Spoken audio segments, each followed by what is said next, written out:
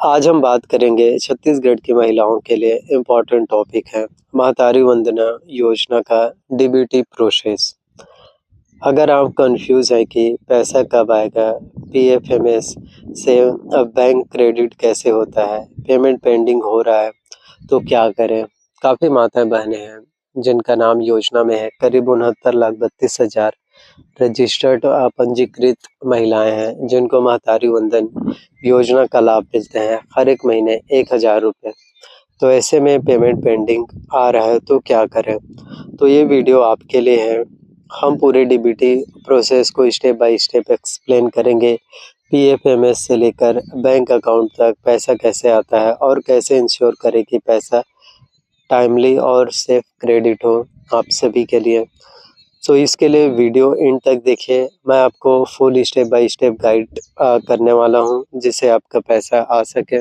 और कौन सी गलतियाँ हैं जो आप लोग करते हो वो गलती आपको नहीं करनी है। नहीं तो इस बार की किस्त नहीं, 24वीं किस्त नहीं, बल्कि आने वाले टाइम में हर एक महीने जितने भी किस्त आएंगे वो भी शायद आपको ना मिले। तो कौन सी गलतियाँ हैं या आप लोगों ने वो गलतियाँ कर रखे हैं तो किस तरह से उसका सॉल्यूशन है वो भी मैं आपको बताऊंगा।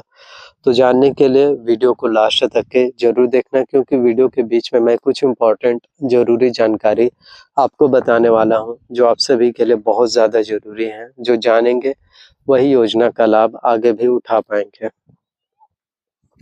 तो सबसे पहले समझिए महतारी वंदन योजना क्या है। ये योजना छत्तीसगढ़ सरकार की तरफ से शुरू किया गया योजना है ताकि गरीब परिवारों के महिलाओं को थोड़ा सा सपोर्ट जो है फाइनेंशियल सपोर्ट मिल सके।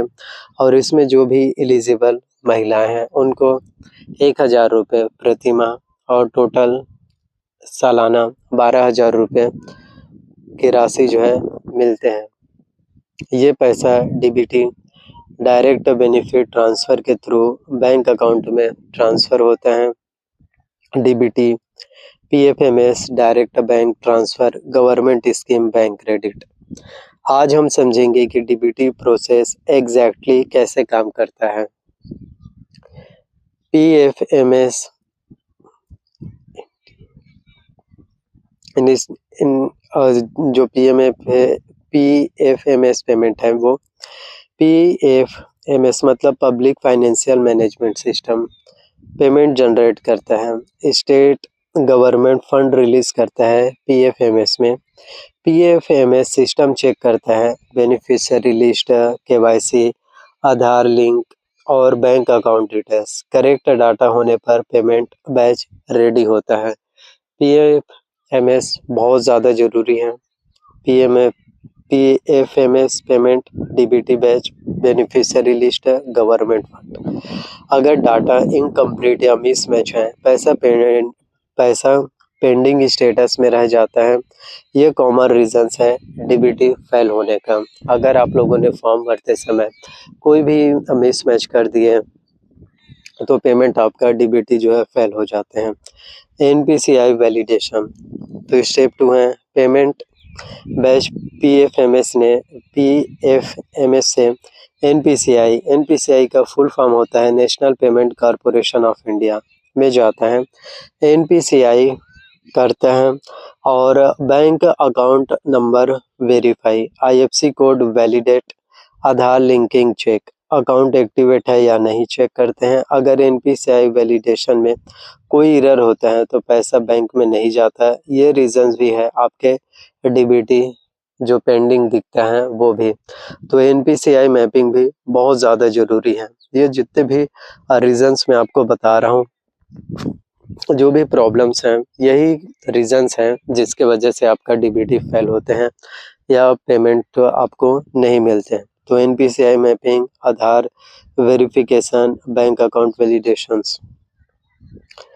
तो अब हम आपको बताएंगे बैंक क्रेडिट प्रोसेस। तो एनपीसीआई से करेक्ट बैच बैंक में ट्रांसफ़र होते हैं जिसमें बैंक अकाउंट वेरीफाई करता है, केवाईसी और आधार सीडिंग। अकाउंट एक्टिव और वैलिड होना चाहिए। अगर सब करेक्ट है पैसा डायरेक्ट बैंक अकाउंट में क्रेडिट होता है। एसएमएस अलर्ट आता है और पीएफएमएस पोर्टल अपडेट हो जाता है। यानी डीबीटी सक्सेसफुल होने के लिए PFMS, NPCI, bank, beneficiary account, हर स्टेप का करेक्ट होना ज़रूरी है और ये सभी स्टेप्स अगर करेक्ट होते हैं तभी आप सभी को जो है किस्त के जो राशि हैं, किस्त के जो इंस्टॉलमेंट हैं वो फिर मिल पाते हैं, जिससे आपका बैंक क्रेडिट डीबीटी सक्सेस हो जाते हैं। पीएफएमएस टू बैंक फिर डायरेक्ट बेनिफिट ट्रांसफ़र के थ्रू आपको मिल जाते हैं। तो कॉमन इश्यूज़ और क्या होती हैं, जो कॉमन प्रॉब्लम है डीबीटी फेल होने का, वो होते हैं Aadhaar not seeding, Aadhaar not seeded. तो यही डीबीटी के जो है फेल होने के सबसे बड़े रीजंस होते हैं कि आपके आधार सीडिंग जो है कंप्लीट नहीं होते हैं, आपके आधार सीडिंग जो है इनकम्प्लीट होते हैं।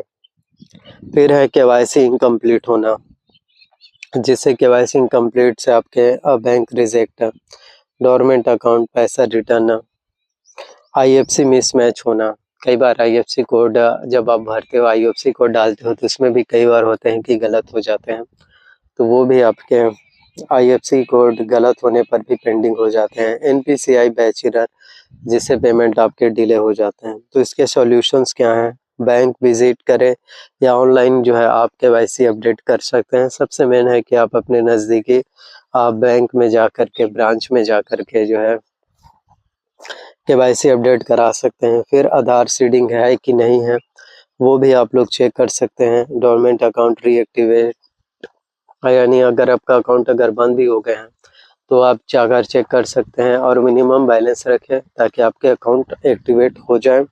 फिर IFC and account number verify, तो दोनों का सही होना बहुत ज़्यादा ज़रूरी है आपके लिए। फिर पीएफएमएस पोर्टल स्टेटस चेक करें और ये स्टेप फॉलो करने से आपका पेमेंट फेल होने की जो प्रॉब्लम है वो अवॉइड कर सकते हैं। जो पेमेंट फेल होने की जो प्रॉब्लम्स हैं वो काफ़ी हद तक के जो है फिर सही हो सकते हैं, ठीक हो सकते हैं। अब देखते हैं कैसे कंफर्म करें कि पैसा आया या नहीं। तो ये सबसे बड़ा एसएमएस अलर्ट है। आपके बैंक से अगर, अकाउंट से अगर मोबाइल नंबर जो भी जुड़े हैं रजिस्टर्ड, तो इससे भी आप पता लगा सकते हैं कि एसएमएस अलर्ट है। फिर बैंक जो आपके पासबुक है, आप स्टेटमेंट्स देख सकते हैं। पीएफएमएस पोर्टल पर बैंक विजिट, आप अपने बैंक ब्रांच में भी जा कर के पूछ सकते हैं। तो आज हमने कवर किया how DBT work in Mahtari Vandan योजना। पीएफएमएस से bank credit process step by step, common errors और उनका सॉल्यूशन, पेमेंट स्टेटस चेक करने का तरीका। अगर यूज़फुल लगा हो तो वीडियोस को लाइक करें, शेयर करें। Thank you.